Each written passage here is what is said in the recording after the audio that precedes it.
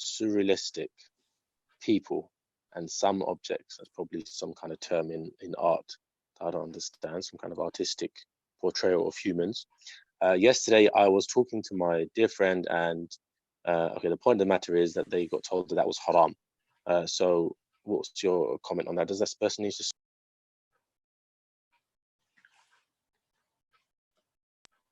Do they need to stop drawing, Sheikh? When it comes to drawing, the hadith, the scholars differ on what do they mean. Some of the ulama took the view that what it means is anything that's venerated beyond its due, or anything that's worshipped. So those things must not be drawn. So any animals that's venerated in that land, in that country, that animal shouldn't be drawn.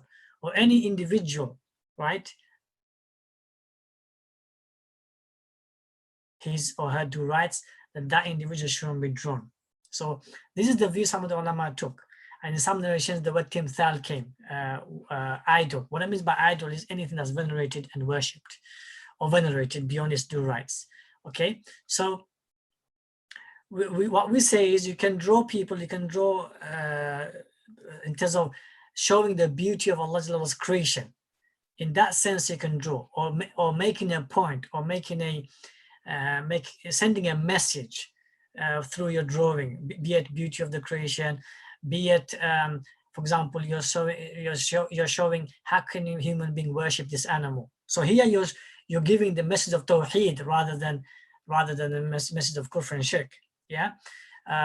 So depending on the message you're trying to give, yeah, you can draw, inshallah ta'ala. But if it's venerating that individual, or venerating that thing that you're drawing in of itself, and not venerating Allah subhanahu wa ta'ala, the creator of things, right? Then that will be haram, that will be wrong. Okay, so it's about your intention.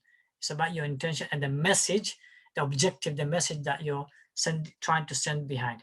One other thing I'll add is, do not draw celebrities. Celebrities who have no iman, who have no tawheed. Do not draw them, because you're venerating them and you're trying to venerate what they stand on the beliefs. So do not draw celebrities. And similarly, Muslim celebrities who are not representing Islam or Deen, we should not draw them, because again, by drawing them, you're venerating their way of life, or the way of thinking, the way of belief. So those two, I will say, be careful of. Okay, that's interesting, Sheikh. So let's say someone who is representing Islam, can someone do a portrait of them? Say that again? So let's say there's a Muslim who is representing Islam, like a celebrity, like a famous da'i or sheikh. Does that mean, by what you're saying, we can do a portrait of them? Yeah, but there has to be a message there. What's the message? I see. As long as there's a message behind it, like for example, it's their hobby. It's their hobby that they're really good at it and they want to sell it. Yeah, you draw them, and behind them there's people, for example, praying, and he's leading salah. So you draw him from the back, and you draw other people, and so forth, or you draw his masjid and he's leading and so forth. No, that's fine. These are fine. You're venerating the deen of Allah subhanahu wa ta'ala. He's simply representing that. Oh wow, subhanAllah. So what if but hanging it up, obviously that's a different issue, isn't it, Ustad? Like hanging it up in the house and stuff. Yeah, the thing is about hanging up, again, if their objective is to remind people of the veneration of the deen of Allah subhanahu wa ta'ala, then that's fine. But if anything to the reminder, but not for the sake of barakah. So it's all about intentions. It's about why you put it up. So if it's, for example, you draw a portrait of, for example, you're drawing a portrait of a scene of Masjid Al-Aqsa, for example, Masjid Al-Aqsa, and there's people are prostrating, and there's the heavens are opening, for example, just an example. And so here you're trying to venerate the issue of Masjid Al-Aqsa, yeah, and you hang it in the wall. Anyone that comes in, they'll see the Masjid Al-Aqsa drawing, they'll see people worshipping. That was our first Qibla. So now it's a reminder. Yeah, it becomes a reminder to us that, you know what, we Muslims can't go there and pray there properly and so forth and so on. Yeah. So it all depends on the message that you're trying to give. But the message is to be clear, it can't be ambiguous. It needs to be a clear, objective message. That is that your objective is very clear. The message is very clear. Now. Okay, mashallah. Someone's sending a follow-up question. Sheikh, and what about if a kid is asking you, can you draw me like a butterfly, like an animal, like a human being, maybe even, can you draw me this, that? Is that all right? Yeah, as I said, according to some scholars, it's allowed, and I go with that view because if you collect all the hadith, there has to be objective behind the hukum in dunya life. When it comes to not ibadah related, there has to be a reason behind it, a cause behind it, why is haram, why is halal. Yeah, so the cause in some of the hadith, the cause can be found, and that is timthal. The word timthal is in some of the narrations is mentioned. Yeah, and when Allah says, give ruh to the individual that you draw, is because he was venerating himself of the artistic nature. Wow, he's so good at artistic, or he's venerating that person that he was worshipping, or that thing that he was worshipping. Clear? Is that clear? Adam, can you hear me? Yeah, sorry, Sheikh, sound is problems here. Yep, Sheikh, that's completely clear. Jazakallah. Yeah, so Jalla is asking him, you worshipped him, give him the soul, see if you can give him the soul. He's dead. How can you worship dead? And if you're venerating yourself because you're such an artistic person, you're a creator, and people venerated you, exalted you beyond simply an artist, and you went beyond that. You had this, wow, this skill is from me, it's my talent, right? And you went beyond, and you were not grateful to me. Then give that person a soul. Give that person a soul. Yeah. So it all depends on the context of the intentions and objective.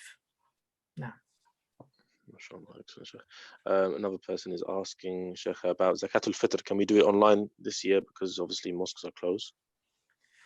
Yes, you need to do it. You need to do it ASAP because the Zakatul Fitr needs to be received on Eid day to the recipients. MashaAllah. Jazakallah khairan. I think that's it, Sheikh. Jazakumullah. Any final message, Sheikh, for everybody? Tonight is a 25th night, an odd night as well. Yeah, do long standing, long ruku', and do not get up from each position until you feel completely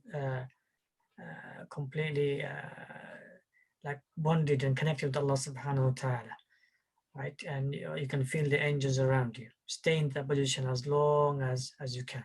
Yeah. Perfect. Jazakallah, Sheikh. Jazakallah, everybody. Once again, I just want to remind everyone one last time. This is, of course, as the Sheikh said, is an opportunity for us to stand long prayers. If you have a few minutes to spare to also get some reward from charity, Sadaqah Jariyah, then do donate to my fundraiser, which I'm raising for the Al-Arqam. Yeah. Fadl, Sheikh, please go ahead. Yeah, tonight is there's a list going around of 10 empowering causes, and we've been sending out the first day one charity, and the second day like that, second night, and so forth. So tonight is a night of that for the Arqam. So please, brothers and sisters, go and click on the link dararqam.co.uk/donate and do one-off donations, or set up a direct standing order towards us, and it goes far away. And especially if you really want the Arqam to become, in UK, the leading institute to educate the Muslims, anyone from any background, revert, new Muslim, young, old, and they don't have to worry about payment. They don't have to worry about how am I going to afford 3 months class. If you want quality, they want quality, 2 years, 3 years, 4 years of studying, quality. Then they don't have to worry about the money, the issue of money. Because remember, every other institute who charges, they have to shorten the period. So they can't give 6 months, 2 years, 4 years of teaching because they've got a cost.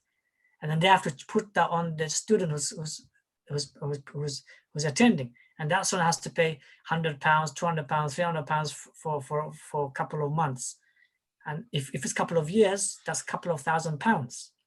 Yeah.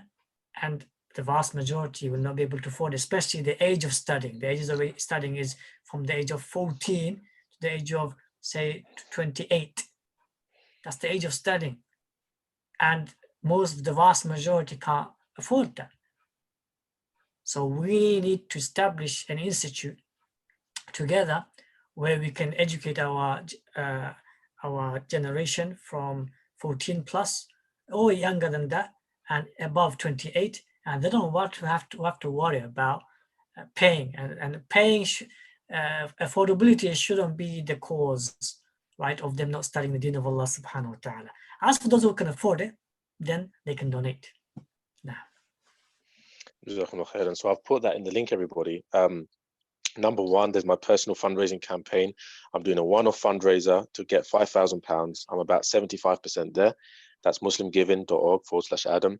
The main link for anybody watching this after Ramadan as well. And if you want to just go to the main page of the Al-Arqam, you can just send something to Al-Arqam's bank account.